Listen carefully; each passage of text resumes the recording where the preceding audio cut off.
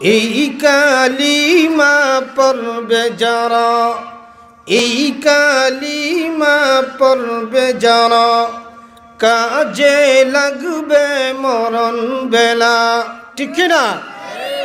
এই কালিমা পড়বে যারা, কাজে লাগবে মরণ বেলা।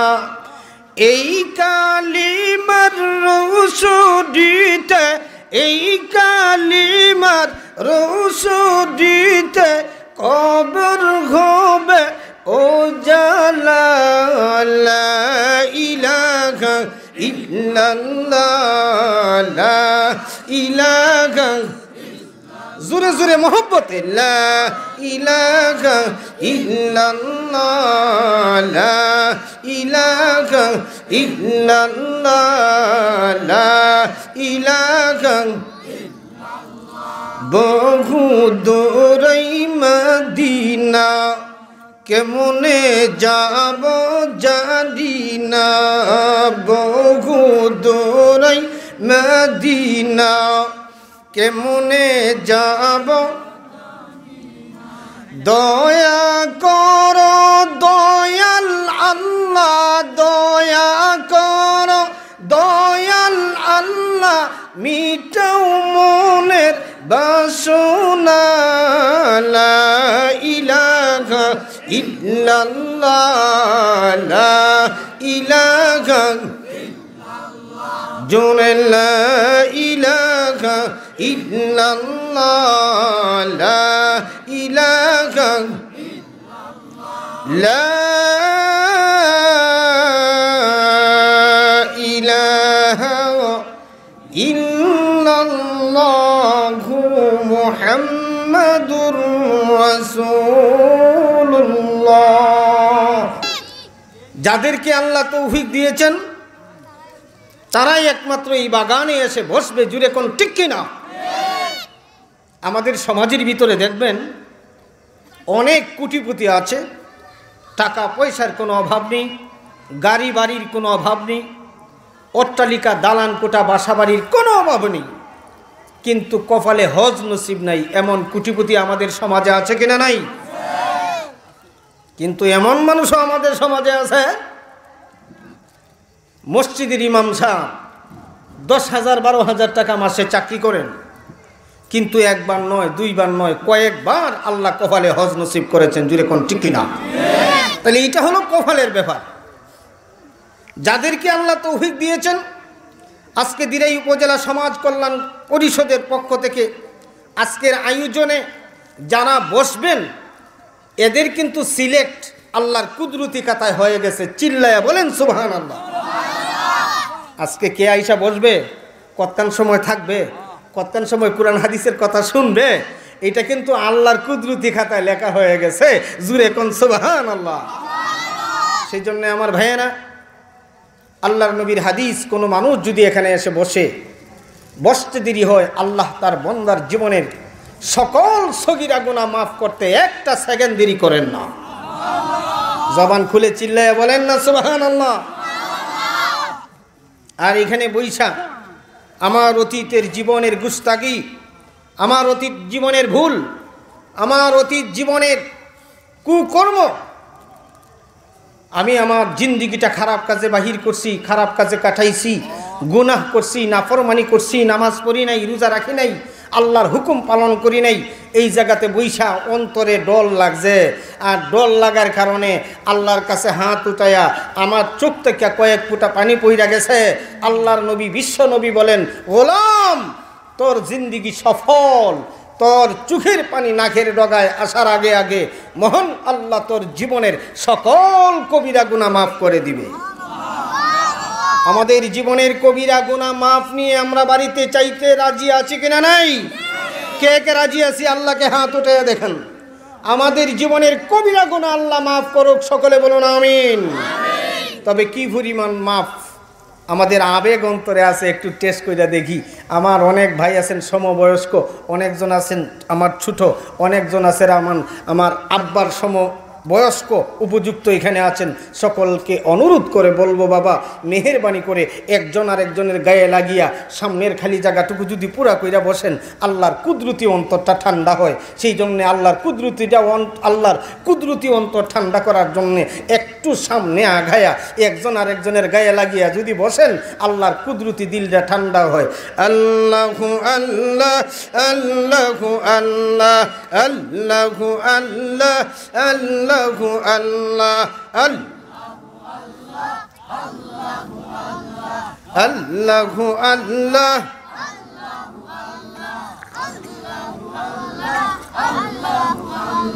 আল্লাহু আল্লাহ আল্লাহু আল্লাহ আল্লাহু আল্লাহ আল্লাহু আল্লাহ আল্লাহু আল্লাহ কাহারও জবান বন্ধ রাখবেন না।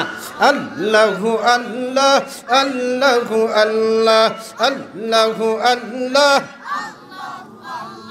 আল্লাহু আল্লাহ আল্লাহু আল্লাহ আল্লাহু আল্লাহ আল্লাহু আল্লাহ আল্লাহু আল্লাহ আল্লাহু আল্লাহ আল্লাহু আল্লাহ আল্লাহু আল্লাহু আল্লাহ লা ইলাহা ইল্লাল্লাহু মুহাম্মাদুর রাসূলুল্লাহ লা ইলাহা ইল্লাল্লাহু মুহাম্মাদুর রাসূলুল্লাহ সাল্লাল্লাহু আলাইহি ওয়াসাল্লাম। সম্মানিত সুধী, আমি আপনাদের সামনে আল্লাহর পবিত্রতম কালামের সূরা আনফালের 4 নম্বর আয়াত তেলাওয়াত করেছি। আল্লাহর নবী বিশ্ব নবী মুহাম্মদুর রাসূলুল্লাহ সাল্লাল্লাহু আলাইহি ওয়াসাল্লামের অসংখ্য অগণিত হাদিস থেকে ছোটো একখানা হাদিস পাঠ করেছি। আল্লাহ যদি আমাকে তৌফিক দান করেন তাহলে সেই আয়াত এবং হাদিসকে সামঞ্জস্য রেখে সংক্ষিপ্ত আকারে কিছু কথা বলার চেষ্টা করব। ওমা তৌফিকি ইল্লা বিল্লাহ, আমাকে খালিস নিয়তে দ্বীনের কিছু কথা বলার এবং আমাদের সকলকে ইখলাসের নিয়তে আবেগের সাথে কথাগুলো শ্রবণ করার মতো তৌফিক দান করুক। সকলে বলুন আমিন। আমার ভাইয়েরা, এবার আসেন, এই জান্নাতের বাগানে আমরা আসছি। আমাদের মূল যে টার্গেট সেটা হলো নিজেকে ইসলাহ করার জন্যে, সংশোধন করার জন্যে। জুড়ে কোন ঠিক কিনা? আমরা সংশোধন কখন হব? আমরা সংশোধন হব তখনই যখন আল্লাহর কুদরতি পায়ে আমাদের কপালটা লাগে। আল্লাহর কুদরতি পায়ে যখন আমরা সজিদায় পড়ে যাই, তখন থেকেই আমার পরবর্তী জিন্দিগিটা সংশোধনের খাতায় লিপিবদ্ধ হয়ে যাবে। জুরে কোন সুবহানাল্লাহ। মুসলমান ভাইরা আমার, সেই জন্যে ভূমিকা ছাড়াই আপনাদের সামনে কয়েকটি কথা আপনাদের সামনে বলতে চাই। আমি আপনাদের আপনজন, পর্দানিসীন মা, কথাগুলা বুঝেন, অন্তরের কান দিয়া ঘরের ভিতর থেকে বাসা থেকে কথাগুলা শুনবেন।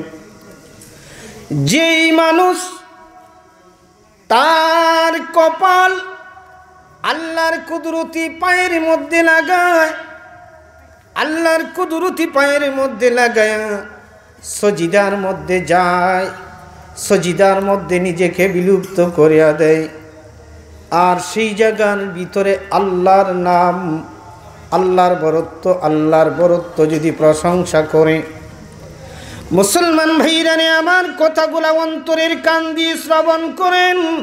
আল্লাহ ডাক দিয়ে বলেন, গোলাম, আমার কুদরতি পায়ে তুই সজিদা দিলে, আমি আল্লাহর নাম উচ্চারণ করলে, সুবহানা রাব্বিয়াল আলা, সুবহানা রাব্বিয়াল আলা, সুবহানা রাব্বিয়াল আলা, এইভাবে আমার নাম তুই কল্পনা করলে তোর অন্তরের ভিতরে একটা মহব্বত তৈরি হলো, তোর অন্তরের ভিতরে আমি আল্লাহর একটা এশ তৈরি হলো।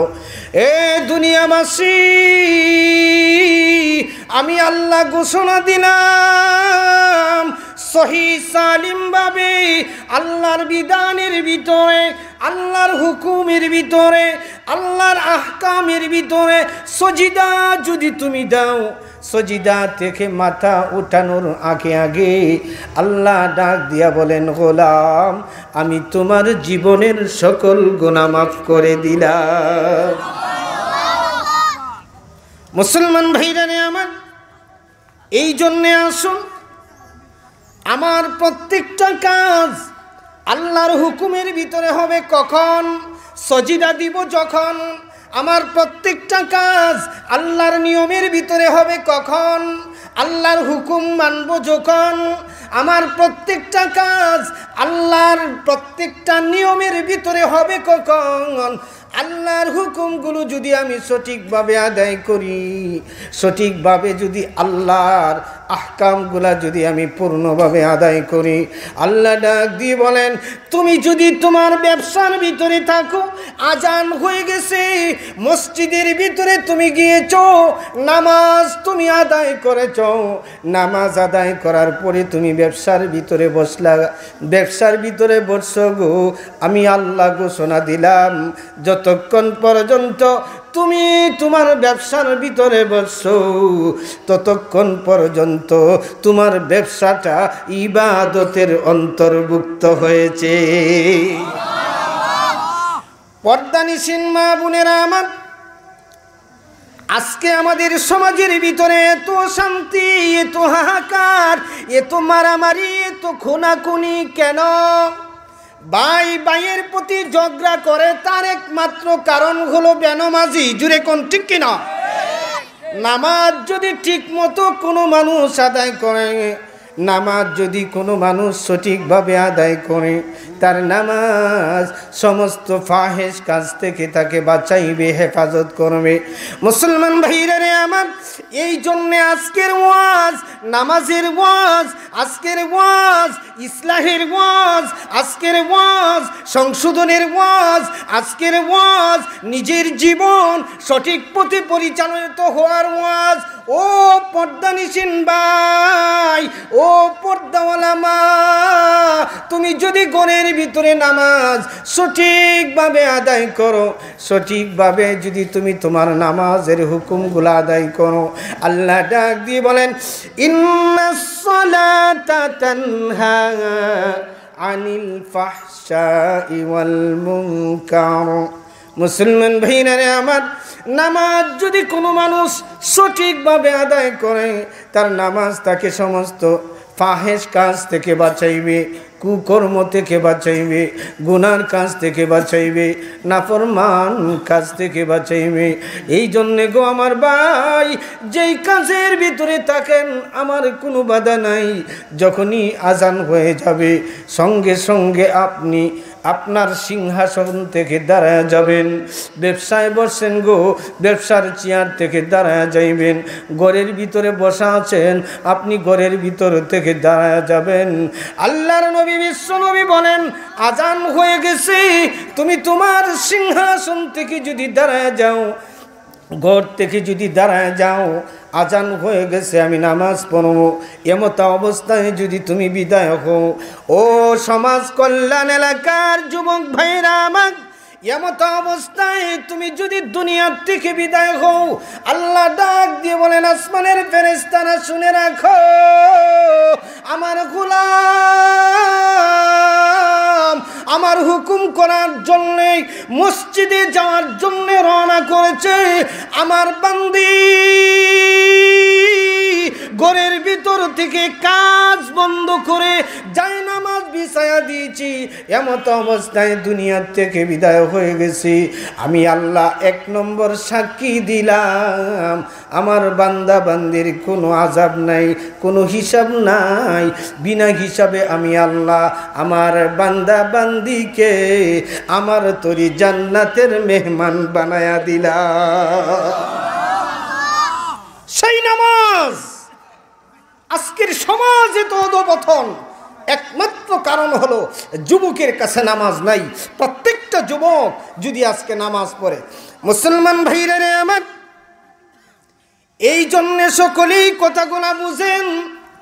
যেই যুবক নামাজ পড়ে এই যুবক কোনোদিন খারাপি করতে পারে না, জিনা করতে পারে না, নাফরমানি করতে পারে না, গুনার কাজের ভিতরে তার জীবন পরিচালনা করতে পারে না। কারণ তার নামাজ সমস্ত কুকর্ম থেকে তাকে বাঁচায় দেয়। নামাজ যদি কোনো মানুষ সঠিকভাবে আদায় করে গো, আল্লাহ তাকে ইহকাল পরকালে 3টা পুরস্কার দান করবে। 3টা পুরস্কারের মধ্যে 1 নম্বর পুরস্কার হলো, আল্লাহ বলেন ওয়ারিজুকুন কারীম।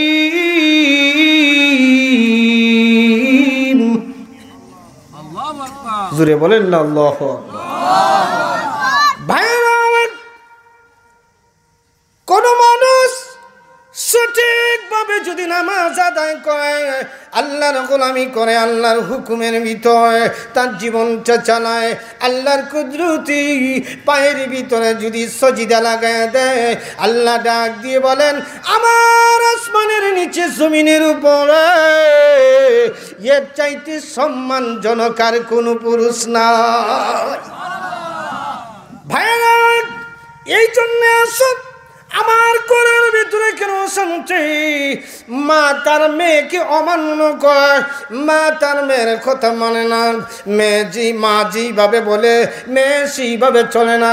মা গো, তুমি তোমার ঘরের ভিতরে টিভি রাখছো, ঘরের ভিতরে টিভিটা তুমি বন্ধ করে দাও, তুমিও নামাজের ভিতরে দাঁড়ায়া যাও, তোমার মেয়েটাও নামাজের ভিতরে দাঁড়ায়া যাবে।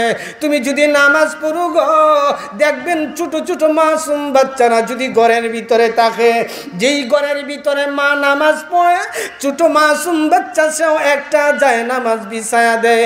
যদিও সজিদা ঠিক মতো পারে না, যদিও রুকুটা ঠিক মতো করতে পারে না, মা গো তুমি ঘরের ভিতরে সজিদা দেওয়ার কারণে তোমার সন্তানটাও সজিদা দেয়। যদি এখন ঠিক কিনা মুসলমান ভাই, এই তো আজকে সমাজের ভিতরে এত মারামারি, আজকে সমাজের ভিতরে এত খুনাখুনি, একমাত্র কারণ হলো আমার সমাজের ভিতরে নামাজ নেই। আজকে যদি আমি নামাজ সঠিকভাবে আদায় করি, আমার চরিত্র সুন্দর হয়ে যাবে। যেই যুবক নামাজ যদি সঠিকভাবে আদায় করে, নামাজের কারণে এলাকার ভিতরে সুন্দর একটা পরিবেশ তৈরি হয়ে যায়। আল্লাহর নবী বিশ্ব রাহমাতুল লিল আলামিনের আমলে এক যুবক, ও মুমিন মুসলমান, নামাজের কারণে মানুষের চরিত্র কেমন হয়। রে সমাজ কল্যাণ এলাকার যুবক ভাইরা শুনো, একজন যুবক যদি নামাজ পড়ে, নামাজের কারণে সে মদ ছাড়িয়া দেয়, নামাজের কারণে জিনা ছাড়িয়া দেয়, নামাজের কারণে সে নিশা ছাড়িয়া দেয়, নামাজের কারণে পেন্সিডিল ছাড়িয়া দেয়, নামাজের কারণে নাফরমানি কাজ ছাড়িয়া দেয়। আরবের সুন্দরী সুরসী যুবতী উনি রাস্তা দিয়ে যায়, এমন সময় দেখা দেখে একজন যুবক তার পিছু পিছু যায়, হাঁটে হাঁটে যায়। সুন্দর সুরসী চিন্তার ভিতরে পড়ল গো, আজকে এই যুবক, আমি জানি এই যুবকের চরিত্র বড় খারাপ, এই যুবকের চরিত্র বড় নষ্ট, এই যুবক এলাকার ভিতরে সবচেয়ে বড় মদখোর। ভাইরা, সেই সুন্দরী সুরসী যুবতী মহিলা একটা জীর্ণ শীর্ণ ঘরের ভিতরে তা সে ঢুকলো, ঘরের ভিতরে প্রবেশ করলো। তার মনের ভিতরে বাসনা, এই যুবক যদি আমাকে দেখে আমার চরিত্র লেবুর মতো চিবাইয়া খাবে, আমাকে নষ্ট করবে। আমি জানি আরবের ভিতরে এমন খারাপ যুবক আর নাই। এই জন্য সুন্দরী সুরসী নিজের ইজ্জত বাঁচানোর জন্য জীর্ণ শীর্ণ একটা ঘরের ভিতরে ঢুকে গিয়েছে। ভাইরা আমার, এই যুবকের চরিত্র এত সুন্দর, এই যুবকের চরিত্র এত প্রশংসনীয়, সে জানে না ঘরের ভিতরে দাঁড়ায় আছে, দরজাটা লাগাইয়া দিয়েছে। যুবক দরজার সামনে দাঁড়ানো, সুপ্রভাত হইছে, সূর্য উদিত হইছে, এমনিতেই মহিলা দরজা খুলে তাকায়া দেখে দরজার সামনে যুবক দাঁড়ায় আছে। জুরে কন্যা সুবহানাল্লাহ। মুসলমান ভাইয়া, সুন্দর সুরসী, উনি চিন্তার ভিতরে পড়লেন। জীর্ণ শীর্ণ একটি ঘর, ঠেলা দিলেই দরজা পড়ে যাওয়ার কথা, ভেঙ্গে যাওয়ার কথা। যুবকের যদি ইচ্ছা ছিল আমার চরিত্র ধ্বংস করবে, আমার চরিত্র হরণ করবে, তাহলে তো দরজা খুলে ভিতরে ঢুকবে। এমনিতেই সুন্দরী ডাক দিয়ে বলেন, রে যুবক, তুমি রাত্রের প্রথম অংশ দেখে নিয়ে এখন পর্যন্ত এই দরজার সামনে কেমনে দাঁড়ায় রইলে? আমি তো জানি এই এলাকার ভিতরে সব চাইতে বড় একজন মদখোর, আমি তো জানি এই এলাকার ভিতরে সব চাইতে বড় সন্ত্রাস, আমি তো জানি এই এলাকার ভিতরে সব চাইতে বড় মাস্তান। তোমার চরিত্র এত সুন্দর কেমনে হলো? তোমার চরিত্র এত প্রশংসনীয় কেমনে হলো? এমনিতেই তাকায় দেখে যুবকের চোখ থেকে গড় গড় করে পানি জমিনের মধ্যে পড়ে। দিরাই এলাকার যুবকেরা রে, এই যুবকের চরিত্র যদি তোমার হয় সমাজ সুন্দর হয়ে যাবে। এই যুবকের চরিত্র যদি তোমার কাছে চলে আসে সমাজ সুন্দর হয়ে যাবে। যুবক ডাক দিয়ে বলেন, মা, আপনি জানেন আমার চরিত্র খারাপ ছিল, আমার চরিত্র ভালো ছিল না, কিন্তু আপনি জানেন নি বিশ্ব নবীর হাত ধরে আমি কলিমা পড়ে মুসলমান হয়েছি। মা গো, যেই দিন থেকে আমি সজিদা দেই এই দিন থেকে আমার মন নিরলস মন হয়ে গেছে। যেই দিন থেকে আল্লাহর নাম জল্পনা করি এই দিন থেকে আল্লাহ মুখী আমার হয়ে গেছে। মা, এই জন্যে জিনা ছেড়ে দিয়েছি, মদ ছেড়ে দিয়েছি, গাঞ্জা ছেড়ে দিয়েছি, সব ছেড়ে দিয়েছি। মহিলা ডাক দিয়ে বলেন, আরবের যুবকদের চরিত্র তখনই সুন্দর হবে যখনই আরবের যুবকেরা সজিদায় পড়বে। জুরে খন ঠিক কিনা? এই জন্যে আজকের সমাজ এত কুলুষিত, তার একমাত্র কারণ হলো নামাজ। আজকে যদি নামাজ না থাকে, নামাজ না পড়ার কারণে আজকে আমাদের এই সমাজের ভিতরে এত অনীহা। মুসলমান ভাইয়েরা আমার, 2 নম্বর কথাটা বুঝেন, পরবর্তী ওয়াইজ আপনাদের সামনে আসবেন, সংক্ষেপ করে বলি। 2 নম্বর কথা হলো, কোনো মানুষ যদি নামাজ পড়ে, আজকে সমাজের ভিতরে চাকরি করি রিজিকের জন্যে, চাকরি করি রিজিকের জন্যে, ব্যবসা করি রিজিকের জন্যে, ছেলেকে বিদেশে পাঠাই রিজিকের জন্যে, মেয়েকে বিদেশে পাঠাই রিজিকের জন্যে, ব্যবসা করি রিজিকের জন্যে। জুড়ে বলেন ঠিক কিনা? ভাইরা, আল্লাহ রব্বুল আলামিন বলেন, আমি আল্লাহর পবিত্র কোরআনের ভিতরে আমি ঘোষণা করে দিলাম, আল্লাযীনা ইউকিমুনাস সালাহ। কোন মানুষ যদি নামাজ প্রতিষ্ঠা করে, কোনো মানুষ যদি নামাজ আদায় করে, নামাজ যদি কোনো মানুষ সঠিকভাবে আদায় করে, আল্লাহ পরের আয়াতের ভিতরে ডাক দিয়ে বলেন, গোলাম খায়, তুই যদি নামাজ পড়স তোর কোনো টেনশন নাই, তোর কোনো চিন্তা নাই, তোর ছেলে কেমনে বাঁচবি, তোর মেয়ে কেমনে বাঁচবি, তোর ঘরের ভিতরে কেমনে রিজিক আসবি, এটার তোর জন্য কোনো চিন্তার কারণ নাই। আমি আল্লাহ আমার আসমানের কসম, আমি আল্লাহ আমার জমিনের কসম, সঠিকভাবে যদি নামাজ পড়ো গো, আমি মহান আল্লাহ আমার কুদরতি হাতে তোমার ঘরের ভিতরে রিজিক পৌঁছায়া দিব। জোরে কন্যা সুবহানাল্লাহ।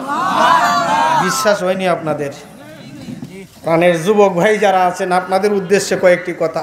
যদি সঠিকভাবে নামাজ আদায় করেন তাহলে আল্লাহ যে রিজিকের ব্যবস্থা করে দিবেন, রিজিকের দায়িত্ব যে আল্লাহ নেবেন, এটা আপনাদের বিশ্বাস হয় কিনা? আরো জুড়ে বলেন, বিশ্বাস হয় কিনা? মুসলমান ভাইরা আমার, এই জন্যে রিজিকের ব্যবস্থা আল্লাহ করে দিবেন। কেমনে রিজিকের ব্যবস্থা হয় একটা উদাহরণ দিই। আল্লাহর নবী, বিশ্ব নবী, রহমাতুল লিল আলামিনের কলিজার টুকরা ফাতেমা রাদিয়াল্লাহু তাআলা আনহা অনেক দরিদ্র ছিলেন। ফাতেমা আর আলী অনেক দরিদ্র ছিলেন, দুর্বল ছিলেন। ভাই, এতে 2 দিন 3 দিন হয়ে গিয়েছে, ঘরের ভিতরে কোনো খাবার নাই, কোনো খাবার নাই, ঘরের ভিতরে কোনো রিজিক নাই। ফাতেমার চেহারাটা মুমূর্ষ হয়ে গেছে, চিন্তিত হয়ে গেছেন, বিচলিত হয়ে গেছেন, চুলগুলো রুক্কা শুকনা হয়ে গেছে, খাবার নাই, পেটের ভিতরে কোনো খাবার নাই। এমত অবস্থায় ফাতেমা চিন্তিত হয়ে গেল। হযরতে আলী ফাতেমার ঘরের ভিতরে ঢুকলেন, হুজরার ভিতরে ঢুকলেন। ফাতেমা, তোমার চেহারাটা রুগ্ন শুকনো কেন, চিন্তিত কেন?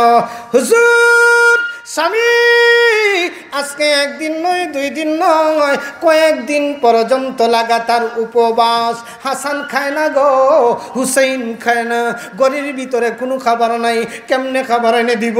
আমিও খাই না, হাসানও খায় না, হুসাইনও খায় না, খানার একটা ব্যবস্থা করেন। মুসলমান ভাইয়েরা আমার, দেখবেন যেই সংসারের বড় অভাব, স্বামীও চিন্তিত হয়, স্বামীও চিন্তিত হয়, বিবিও চিন্তিত হয়। স্বামী স্ত্রী চিন্তার ভিতরে পড়লেন, হাহারে আমার হাসান আর হুসাইন উপবাস, এখন কেমনে রিজিকের ব্যবস্থা করব? বিবি, হাতের ভিতরে একটা ব্যাগ দাও। হাতের ভিতরে ব্যাগ নিয়ে বাহির হয়ে গেলেন। মরু প্রান্তরের ভিতরে যান, এই বাড়ির ভিতরে যান, কোনো রিজিক, কোনো কাজের সন্ধান আছে কিনা নাই। আরেক বাড়ির ভিতরে যান, কোনো কাজের সন্ধান আছে কিনা নাই। আরেক বাড়ির ভিতরে যান, কোনো কাজের সন্ধান আছে কিনা নাই। ও দিরাই এলাকার যুবক ভাই, কথাগুলা বুঝেন, নোট করে রাখেন। এমনিতেই গো মনে করেন জোহরের আজান হয়ে গেছে। হযরতে আলী রুমালটা বিছায়া দিয়েছেন, রুমালটা বিছায়া দিয়া মনু প্রান্তরের ভিতরে নামাজ পড়েন। নামাজ পড়ার পরে আবার আসর পর্যন্ত চাকরির সন্ধানে যান, চাকরির জন্য যান, মানুষের বাড়ির ভিতরে কাজের জন্য যান, কোনো কাজ পান না গো, কোনো কাজ পান না। আসরের আজান হয়ে গেছে, আবার যায় নামাজ বিছায়া দিয়েছেন। যায় নামাজ বিছায়া হযরতে আলী মরু প্রান্তরের ভিতরে মনুক্ষুণ্ণ অবস্থায় চুপ থেকে গড় গড় করে পানি জমিনের ভিতরে পড়ে। হযরতে আলী সালাতুল আসর আদায় করলেন। সালাতুল আসর আদায় করে আবার কাজের সন্ধানে বাইর হয়ে যাও। মাগরিব পর্যন্ত কাজের সন্ধান খুঁজে কোনো কাজ পায় না। রাত্র হয়ে গেছে। হযরতে আলী দরজার মধ্যে টক টক করে আওয়াজ করলেন। হযরতে আলী দরজার ভিতরে গেলেন। দরজার ভিতরে গিয়া হযরতে ফাতেমা, উনি উনার অন্তরের ভিতরে একটু আনন্দ ঢুকিয়া গেছে। মনে মনে ভাবছেন, আমার স্বামী কাজ করে কিছু আদিয়া নিয়ে আসছে, কোনো রিজিক নিয়ে আসছে। হযরতে ফাতেমা রাদিয়াল্লাহু তাআলা আনহা, উনি দরজা খুলে দেখেন খালি ব্যাগ। হযরতে ফাতেমা বলেন, স্বামী আমার সকাল থেকে বাহির বলেন, কাজ করলেননি? হযরতে আলী বলেন, কাজ করেছি, কিন্তু কাজের মালিক আজকে রিজিক দেন নাই, আজকে কোনো খাবার দেন নাই। হযরতে আলীর বিবি চিন্তিত অবস্থায় না খায়া ঘুমায় গেলেন। পরের দিন বাহির বলেন, সমস্ত ঘটনা বলা সম্ভব নয়। প্রাণের যুবক ভাই, এইভাবে 1 দিন, 2 দিন, 3 দিন হয়ে গেল। হযরতে আলী কোনো কাজ পান নাই। হযরতে আলী কোনো কাজ পান নাই। বাড়ির ভিতরে যায়। হযরতে আলীর স্ত্রী ডাক দিয়ে বলেন, স্বামী আমার কোনো কাজের সন্ধান হলো কিনা?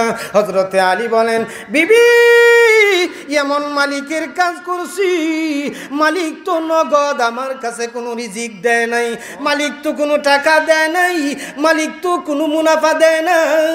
3 দিন 1 লাগা মালিকের কাজ করেছি। ও দিরাই এলাকার প্রাণের যুবক ভাই, আপনারা বলেন, দুনিয়ার জগতের কোনো মালিকের কাজ করছে না আল্লাহর কাজ? সকলের জবান খুলে বলেন, কার কাজ? মুসলমান ভাইরা, চতুর্থ দিন হযরতে আলী মনক্ষুণ্ণ অবস্থায়, খাবার নাই, ব্যাগ হাতের মধ্যে নিয়ে বাহির হয়ে গেছে। সন্ধ্যা হয়ে গেছে, আজকেও কোনো কাজ পায় না, কোনো কাজের সন্ধান নাই, কোনো কিছু নাই। হযরতে আলী বাড়িতে আসার আগে আগে একজন মুসাফির হযরতে আলীর ঘরের দরজার মধ্যে টকটক করে আওয়াজ করলো। মুসলমান ভাই, হযরতে ফাতেমা রাদিয়াল্লাহু তাআলা আনহা বলেন, কে গো তুমি? সন্ধ্যার আড়ালে আমার বাড়ির ভিতরে আসনা। এমনিতেই মুসাফির ডাক দিয়ে বলে, আপনি চিনবেন না গো, আপনি কে? আপনি চিনবেন না, তবে আপনি জেনে রাখেন, আপনার স্বামী যে মালিকের কাজ করেছে সেই মালিক 3 দিনের মুনাফা আমার হাতে দিয়া দিয়েছে। দরজা খুলে দেখে ব্যাগের ভিতরে মালের কোনো অভাব নাই। জুড়ে কন্যা আল্লাহু আকবার। মনক্ষুণ্ণ অবস্থায় হযরতে আলী বিকাল বেলা বাড়িতে ফিরলেন। ফিরে দেখে এই পাত্রের মধ্যে রুটিরই কোনো অভাব নেই, সেই পাত্রের মধ্যে খাদ্যেরই কোনো অভাব নাই, গুস্তিরই কোনো অভাব নাই। হযরতে আলী চিন্তিত হয়ে গেলেন, বিচলিত হয়ে গেলেন। কে রে আমার গরির ভিতরে এত মজাদার খাবার দিল, এত সুস্বাদু খাবার আমার ঘরের ভিতরে দিল? বিবি, এত মজাদার খাবার তুমি কই পাইলা? এত সুন্দর মনোমুগ্ধকর খাবার তুমি কেমনে পাইলা? বিবি ডাক দিয়ে বলে, স্বামী আমার, আর নাটক করতে হবে না। যেই মালিকের কাজ করেছ গো, এই মালিকের গোলাম আমার ঘরের ভিতরে খাবার পৌঁছায়া দিয়েছে। মুসলমান ভাইরা, হযরতে আলী চিন্তার ভিতরে পড়লেন, গমগিন হয়ে গেলেন, চিন্তিত হয়ে গেলেন। কে রে? আমি তো দুনিয়ার জগতের কোনো মালিকের কাজ করি না। ও জুয়ান ভাইরা আমার, হযরতে আলী জায়নামাজ বিছায়া দিয়েছে। জায়নামাজের ভিতরে হযরতে আলী 2টা পা উঠাইয়া 2 রাকাত সালাতুস শুকর নামাজ আদায় করেছে। আদায় করি গো আল্লাহর দরবারে হাত উঠায়, প্রভু, দুনিয়ার জগতের কোনো মালিকের কাজ করি নাই, দুনিয়ার জগতের কোনো আদমের কাজ আমি করি নাই, কিন্তু আমার ঘরে এত মজাদার খাবার কেমনে আসলো? আল্লাহ ডাক দিয়া বলেন, আলী, তুমি কি ভুলে গিয়েছ? আমি তো আমার পবিত্র কোরআনের ভিতরে বলে দিয়েছি, আল্লাযীনা ইউকিমুনাস সালাহ। কোনো মানুষ যদি নামাজ প্রতিষ্ঠা করে, কোনো মানুষ যদি নামাজ আদায় করে, আমি আল্লাহ রিজিক পৌঁছায় দিব। আলী রে, মরু প্রান্তরের ভিতরে তাকায় দেখি তুই কাজের সন্ধানে বাহির হয়েছিলে, তুই মালিকের ঘরে ঘরে গিয়েছিলি, মালিকের দরজায় দরজায় কাজের জন্য গিয়েছিলে। আলী, মসজিদের মুয়াজ্জিন সাহেব যখন মিনারার মধ্যে উঠে আজান দিয়েছিল, আজানের সঙ্গে সঙ্গে দুনিয়ার মালিকের কুজ তুই বন্ধ করে জায়নামাজ বিছায়া আমি মহান মালিকের হুকুম আদায় করেছিলে। আলী, আমার কসম লাগে, তুই যদি আমার গোলামি করস, আমি আল্লাহ তোর জন্য রিজিকের ব্যবস্থা করে দেই। আলী, এই জন্য 1 দিন 2 দিন 3 দিন তুই সেই মরু প্রান্তরের ভিতরে নামাজ আদায় করেছিলে। এই জন্যে আমি মহান আল্লাহ আমার জিবরাইলের মাধ্যমে তোমার ঘরের ভিতরে জান্নাতি খাবার পৌঁছায়া দিয়েছি। তাইলে আপনাদের বিশ্বাস হয়নি? আমার প্রাণের যুবক ভাইয়েরা আমার, আপনাদের বিশ্বাস হয়নি? তাইলে আজকের ওয়াজ সার্থক হবে যদি নামাজের ওয়াদা করি। আমি আপনার মতো সমবয়স্ক যুবক আপনাদের পায়ের মধ্যে হাত রেখে বলছি, আজকে থেকে আমি যে কাজ করি, পরের দোকানে কর্মচারী থাকি, মালিককে আমি বলবো, ভাই আমি গরিব, এই জন্যে আপনার দোকানের কর্মচারী, তবে আপনার কাছে একটা অনুমতি যাই, আজান যখন হয়ে যাবে আমাকে নামাজের পারমিশন দিবেন। এইভাবে যদি আপনি 5 ওয়াক্ত নামাজ পড়েন, আল্লাহ বলেন আমার আরশে আজিমের কসম, তোর দিলের খবর আমি জানি, তুই পাবন্দি পাঞ্জেগানা নামাজি হইয়া যা, আমি আল্লাহ তোর জিম্মাদার হয়ে যাব। আর একটু জুড়ে কন্যা সুবহানাল্লাহ। মুসলমান ভাই, 1 নম্বর হলো নামাজ পড়লে রিজিক হয়। 2 নম্বর আর একটা বিষয় আছে, কোনো মানুষ যদি নামাজ পড়ে, নামাজ পড়ার কারণে তার চরিত্র সুন্দর হয়, নামাজ পড়ার কারণে তার চরিত্র প্রশংসনীয় চরিত্র হয়, নামাজ পড়ার কারণে দেখবেন দুনিয়ার জগতেও দেখবেন যেই বেটা নামাজ পড়ে ই বেটা সালামই 2টা বেশি ভাই। যুবক একটু কথা শুন না, কোনো যুবককে যদি নামাজ পড়ে দোকান থেকে বলে এই যুবকটা বড় বালা, যেরকম ভাত, কোন মা যদি নামাজ পড়ে ঘরের ভিতরে বরকত নাজিল হয়, এলাকার মানুষের মধ্যে বলা বলি করে এই মহিলা 1 নম্বর নামাজি, তোমার ছেলের বিয়া করাইলে কোনো অসুবিধা নাই, 1 নম্বর মেয়ে। যেরকম ঠিক কিনা? তাইলে একটু হ্যাঁ না কইেন, তাই না বুঝবো আপনারা আমার কথা বুঝেন, নাইলে তো বুঝবেন, নাইলে তো আমি বুঝবো। মনে হয় নেত্রকোনার ভাষা আপনারা বুঝেন না। যেই বেটি নামাজ ভরে স্কুলও পড়ুক আর মাদ্রাসাত পড়ুক, হ্যাঁ সত্য নামাজি যদি ভরে, তখন যদি এলাকার সর্দার সাহেবরে জিজ্ঞাসা করে, ও সর্দার সাহেব আমার ছেলেরা তো বিয়া করাইতাম এই বাড়ির, সর্দার সাহেবে বিনা সন্দেহ উত্তর দিব 1 নম্বরের ফার্স্ট ক্লাস মেয়ে, তারে আপনি নিতে পারেন ছেলের জন্যে। কেন? তার একমাত্র কারণ হলো আপনার মেয়ে, যেই মেয়েটারে নিবেন এই মেয়েটা 1 ওয়াক্ত নামাজ ছাড়ে না, প্রশংসায় এলাকা মুখরিত হয়ে যাবে। জুড়ে কোন ঠিক কিনা? নামাজ নাই, আপনি যদি জিকির করেন কোনো কাজ নাই, নামাজ নাই 1 লাখ করে যদি টাকা দেন এই টাকা কোনো কাজে আসবে না, নামাজ নাই বড় বড় মসজিদ বানায়া দেন আর মনে মনে যদি আপনি বলেন যা মসজিদ তো একটা আমি 5 কোটি টাকা দিয়ে বানায়া দিতেই আছি, তাইলে নামাজ আর হইলে কিতা করতাম, এই মসজিদে আমার জান্নাত নিবনে না, আপনি কিন্তু জাহান্নামের মালিক হয়ে গেছেন। নামাজ নাই, আপনার সদকা কোনো কাজে নাই।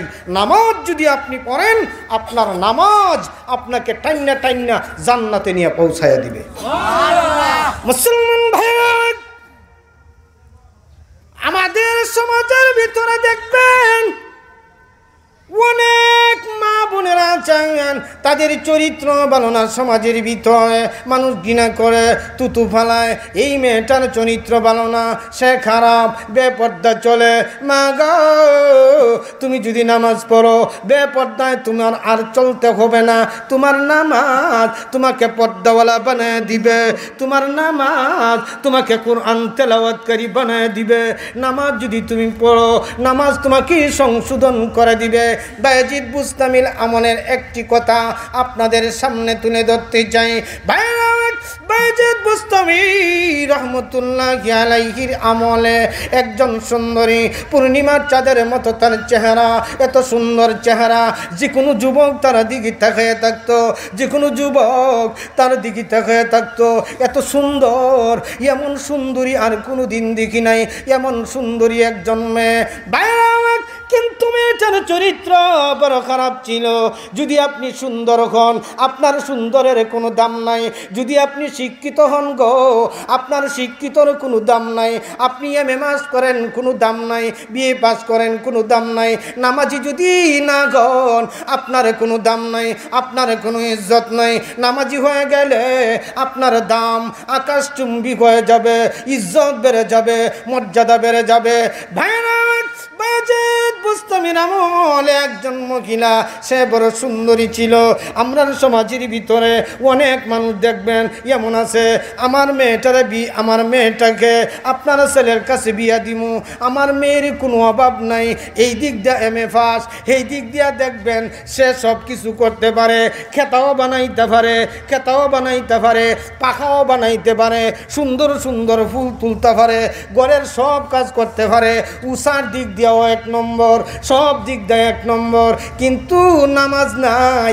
তাহলে দেখবেন যারা প্রকৃত পক্ষের নামাজি, আপনার মেয়েকে বিবাহ করায় নিবে না। নামাজ যদি নাই, তাহলে আপনার জিন্দিগির কোনো কিছুই নাই। জুড়ে বলেন ঠিক কিনা? মুসলমান ভাইরা আমার, সুন্দরী সুরসী যুবতী মহিলা, সে এত সুন্দর। ও প্রাণের যুবক ভাইরা আমার, এই মেয়েটার চরিত্র বড় খারাপ ছিল। মেয়েটার চরিত্র বড় খারাপ ছিল। মেয়েটা এলাকার ভিতরে কুলুষিত হয়ে গেছে, এলাকার ভিতরে সবচাইতে বড় বদনাম ছড়ায় গেছে। এই মেয়েটা 200 টাকার বিনিময়ে এলাকার যুবকদের কাছে দেহ বিক্রি করে দেয়, এলাকার যুবকদের কাছে নিজের ইজ্জত বিক্রি করে দেয়। ভাইরা, গোটা বুঝতাম নগরীর ভিতরে একটা সুর উঠে গেছে এই এলাকার সুন্দরী মেয়েটার কারণে। এই এলাকার সমস্ত যুবকদের চরিত্র নষ্ট হয়ে গেছে, যুবকদের শরীরের ভিতরে রোগ এসে গেছে, যুবকদের শরীরের ভিতরে পচন রোগ এসে গেছে। এলাকার এই রকম মুরব্বীরা চিন্তিত হয়ে গেলেন, বিচলিত হয়ে গেলেন, কি করে গো এই এলাকাকে বাঁচানো যায়, এই এলাকার যুবকদের চরিত্র কেমন ঠিক রাখা যায়, এলাকার ভিতরে কেমনে শান্তি বিরাজ করে। এই চিন্তার ভিতরে এমন মুরব্বীরা পড়ে গেছে। ভাইরা, কয়েকজন মুরব্বী মিলিয়া তৎকালীন সময়ে বায়েজিদ বুস্তামি রহমতুল্লাহি আলাইহির দরবারে গেলেন। বায়েজিদ বুস্তামির কাছে গিয়া বলেন, হুজুর, আমাদের এই এলাকার ভিতরে একজন মহিলা সুন্দরীর দিক দিয়া কোনো কম নাই, উচ্চতার দিক দিয়া কোনো কম নাই, শিক্ষার দিক দিয়া কোনো কম নাই হুজুর গো, কিন্তু তার চরিত্র বড় খারাপ। রাত্র যখন হয় এলাকার যুবকদের কাছ থেকে 200 করে টাকা নিয়ে রাত্রি যাপন করে, লেবুর মতো চিবায়া খায়। যুবকদের চরিত্র নষ্ট হয়ে গেছে। প্রত্যেকজন যুবকদের শরীরের মধ্যে দুরারোগ্য ভরে গেছে। হুজুর, আপনি একটা ব্যবস্থা করেন, একটা হিতাহিত ব্যবস্থা গ্রহণ করেন। ভাইরা, ও দিরাই এলাকার যুবক ভাইরা আমার, নামাজ কেমন জিনিস, নামাজ কেমন জিনিস, নামাজ কেমন বিধান, নামাজ মানুষকে কেমন পরিবর্তন করে, নামাজ মানুষকে কেমনে সঠিক পথে পরিচালনা করে।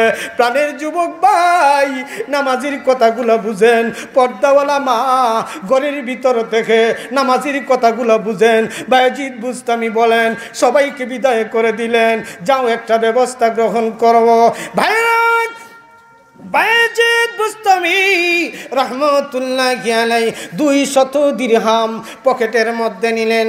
পকেটের মধ্যে নিয়া সুন্দরী সুরুষী যুবতী মহিলার বাড়ির দিকে রওনা করলো। ভাইরা, এই দিক দিয়ে সুন্দরী সুরুষী যুবতী মহিলা রূপচর্চার ভিতরে, দেহ পারলাঙ্গির ভিতরে মনোমুগ্ধ হয়ে গেছে। রাত্র যখন গভীর হয়ে গো, তখন যুবকেরা আমার ঘরের ভিতরে আসবে, 200 টাকা দিবে, দেহ বুক করবে, 200 টাকা দিবে, দেহ বুক করবে।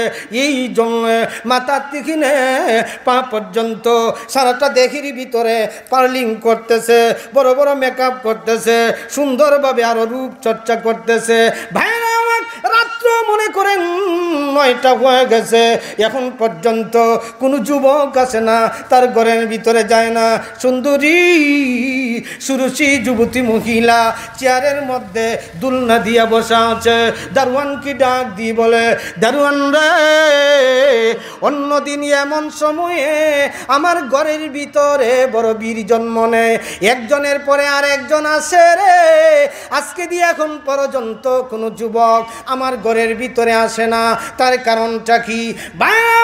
বায়েজিদ বুস্তামি দরজার সামনে বসা। দারোয়ান ডাক দিয়ে বলেন, মা গো, ও মা, আজকে আপনার ঘরের ভিতরে কেমনে আসবে আপনি জানেননি গো? আপনার দরজার সামনে কে বসা আছে? যুবকেরা ঠিকই আসে।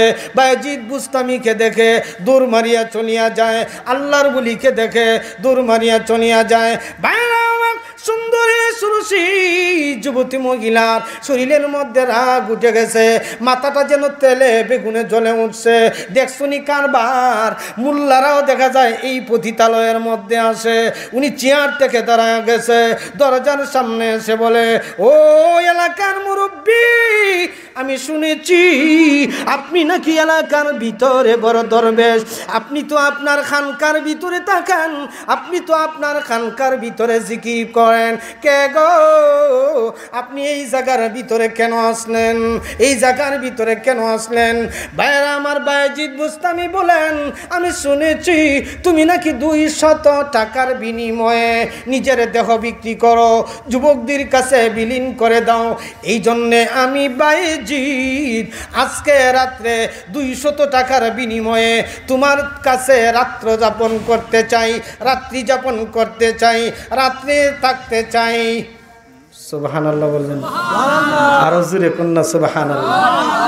মেয়ে তো মনে মনে কইতেছে দেখছো কারবার, মনে মনে ভাবতাম এই এলাকার মধ্যে সবচাইতে বড় দরবেশ বায়েজিদ, এখন দেখা যায় বাবা 2 নম্বরের বেলা দিবে 1 নম্বর। আমার সুন্দর চেহারা দেখা, রূপ লাবণ্য দেখে আর মনে হয় সামলাইতারছে না, এই জন্য আইসে আমার কাছে 200 টাকার বিনিময়ে রাত্রি যাপন করতো। তাহলে তার তো ভিজিটেই 200, যে কোনো মানুষ যাওয়ার অনুমতি আছে, জুড়ে কোন ঠিক কিনা না করতে পারে না। বায়েজিদ বুস্তামি নেও 200 টাকার দিরহাম, 200 টাকার তলেটা কইতাম নি না, আপনাদের অসুবিধা হইতেছে। 200 টাকার দিরহাম মহিলার হাতে দিছে। মুসলমান ভাই, নামাজ পড়লে কেমন হয়, কোনো মানুষ যদি যায় নামাজ বিছায় কেমন হয়? বায়েজিদ বুস্তামি রহমতুল্লাহ আলাইহি 200 দিরহাম সুন্দরী সুরসী যুবতী মহিলার হাতের মধ্যে উঠা দেয়। আল্লাহর ওলি বায়েজিদ ঘরের ভিতরে গিয়েছে, ঘরের ভিতরে গিয়া দেখে বাবা সুন্দরের তো কোনো কম নাই। বায়েজিদ বুস্তামি বলেন, মা এত সুন্দর রং বেরঙ্গের কাপড় আমি দেখতে চাই না গো, আমি 200 দিরহামের বিনিময়ে তোমাকে খরিদ করেছি, আমার মনের চাহিদা যা আছে তা করো। মেয়ে বলে হ্যাঁ ঠিকই তো করবেন। বায়েজিদ বুস্তামি বলেন, রে সুন্দরী, এত আলতা সুনু ক্রিম এগুলা পরিবর্তন করে সুন্দর রং বেরঙ্গের কাপড় পরিবর্তন করে একটা সাদা কাপড় পরো। বায়েজিদ বুস্তামির কথায় রং বেরং সব পরিবর্তন করে, কাপড় পরিবর্তন করে, সাদা একটা কাপড় পরায়। বায়েজিদ বুস্তামি বলেন, মা গো আমি 200 দিরহামের বিনিময়ে আপনার কাছে অবস্থান আমি করতে চাই, আমি যা বলবো গো তাই তো তোমার করতে হবে। হ্যাঁ আমি তাই করব। কি করতে হবে? বায়েজিদ বুস্তামি বলেন, একটা লুডা লো, লুডা নিলাম, পানি বড় হলো। বায়েজিদ বুস্তামি বলেন, ওযু লাগাও, ওযু করো। জিন্দেগিতে কোনোদিন ওযু করি নাই, ওযু কেমনে করে আমি তো কোনোদিন চিনি না। বায়েজিদ বুস্তামি বলেন, এইভাবে মুখ তুমি পরিষ্কার করো, হাত 2টা দাও, মাথা মাসে করো, পা 2টা দাও। বায়েজিদ বুস্তামি যেইভাবে সাজেশন দিলেন, সিডিশন দিলেন, এইভাবে ওযুর সমাধান হয়। বায়েজিদ বুস্তামি বলেন, মা গো ও মা, এবার আমার রুমালটা বিছায়া দিলাম, আমার রুমালের মধ্যে তুমি দাঁড়াও। বায়েজিদ বুস্তামির কথায় মেয়েটা চিন্তিত হয়ে গেল, বিচলিত হয়ে গেল। কি ব্যাপার, আমার ঘরের ভিতরে যুবকেরা আছে, সন্ধ্যা দেখি গো সকাল পর্যন্ত আমার দেহটা চিবায় খায়, এই ছেলে দিয়ে আমার দিকে তাকায় না, এই যুবক দিয়ে আমার দিকে তাকায় না, এই হুজুর দিয়ে আমার দিকে তাকায় না, যা উনার কথায় কথায় করি। বায়েজিদ বুস্তামি রহমতুল্লাহি আলাইহির কথায় ওনার রুমালটা বিছায়া দেয়, এই রুমালের ভিতরে দাঁড়ায়।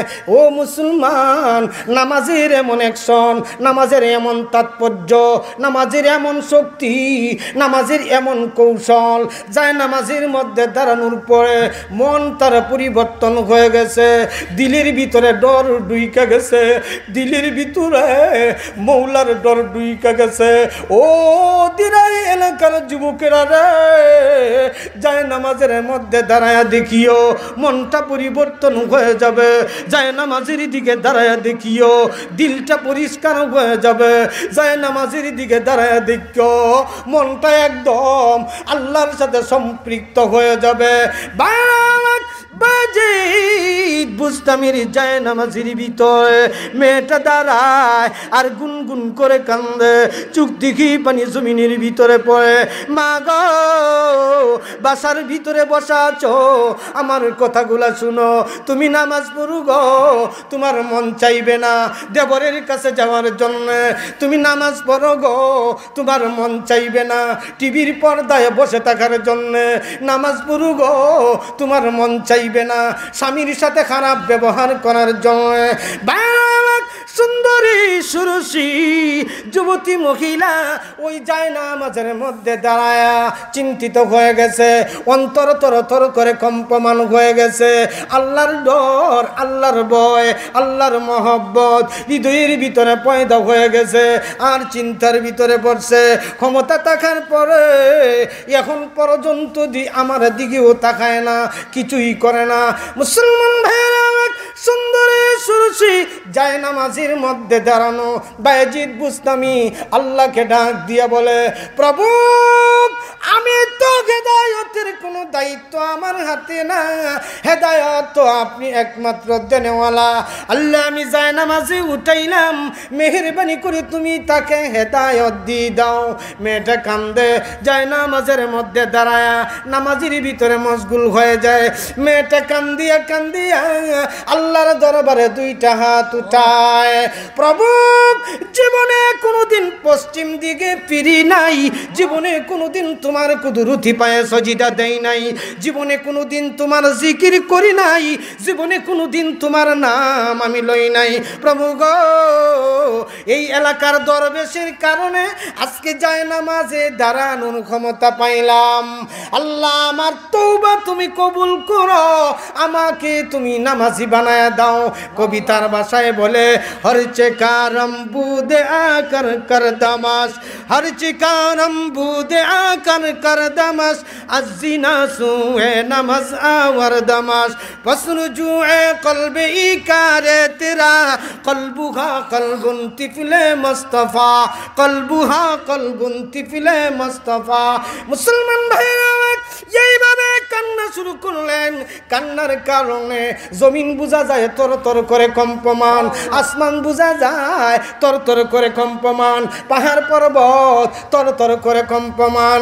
আল্লাহ ডাক দিয়ে বলেন, আরে বান্দি, যদিও তুই গুনাহগার তবুও তুই আমার বান্দি, তুই আমার কুদরতি পায়ে লুটিয়া পড়ছস। এখন আর আমি তোরে দূরে রাখতাম চাই না, এখন আর আমি তোরে পতিতালয়ের মেয়ে রাখতাম চাই না।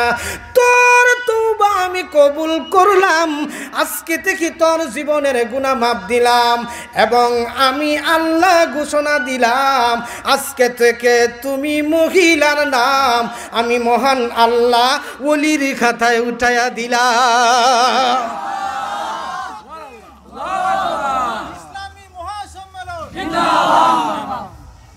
আমার প্রাণের ভাইয়েরা, আজকের এই আলোচনার ভিতরে আমরা কতটুকু শিখতে পারলাম, বুঝতে পারলাম, তার সব মৌজুর ভিতরে মূল বিষয়টা হলো নামাজ। আমি যদি নামাজে ধরে যাই, নামাজ যদি আমি পড়ি, আমার সমাজ কল্যাণ পরিষদ সাকসেস।